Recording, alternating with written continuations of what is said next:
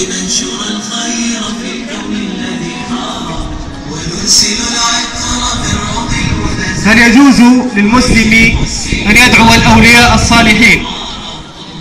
هل يجوز للمسلم أن يدعو الأولياء الصالحين؟ أي أن يقول مثلا يا سيدي السوايح فرج علي،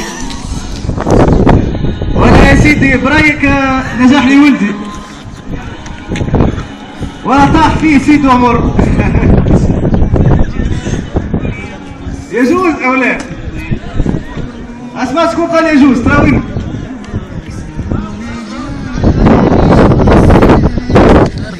أي واحد يرفع يديه عاد نكملوا السؤال. أي طارق.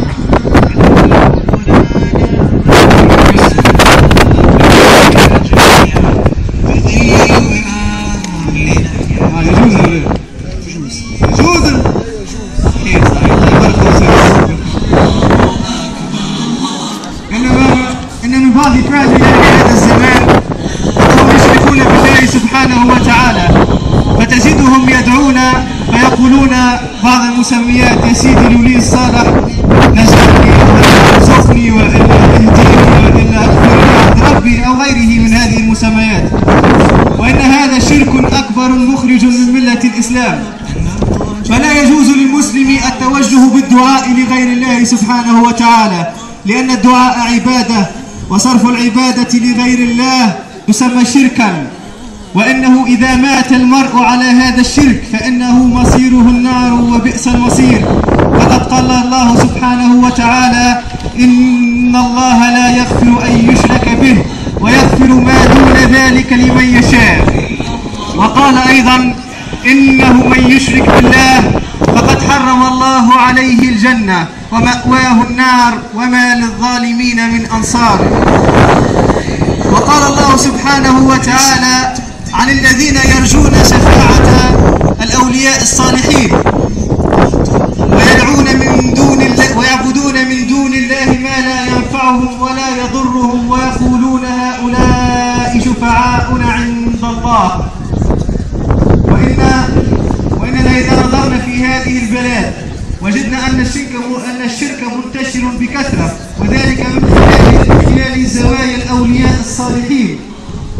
فتجد هؤلاء يبنون القبور ثم يرفعونها ويزينونها ويزركشونها ثم يبنون عليهم مساجدا، وإن القبر في الإسلام يكون من تراب ولا يتجاوز عن الأرض الشبر، ولا يجوز بناء المساجد فوق القبور. فعن علي ابن أبي طالب قال لأحد أصحابه لأبعثنك على ما بعثني عليه رسول صلى الله عليه وسلم ألا تدع قبرا إلا سويته، ألا تدع قبرا مشرفا إلا سويته، ألا تدع قبرا مرتفعا من الأرض إلا سويته. وعن أم سلمة رضي الله عنها وأرضاها عن النبي صلى الله عليه وسلم أنه قال لعنة الله على اليهود والنصارى اتخذوا قبور أنبيائهم مساجدا. وعن أم سلمة رضي الله عنها أيضا ذكرت لرسول الله صلى الله عليه وسلم أنها رأت بأرض الحبشة كنائس بها صور، فقال رسول الله صلى الله عليه وسلم أولئك قوم إذا مات فيهم الرجل الصالح أو العبد الصالح اتخذوا قبره مسجدا وصوروا تلك الصور، أولئك شرار الخلق. وقد يسأل سائل ويقول قائل ما الحل في هذه الزوايا وما الحل في هذا الشرك المنتشر في هذه البلاد؟ نقول أن علينا نشر عقيدة التوحيد، عقيدة أن لا إله إلا الله محمد رسول الله،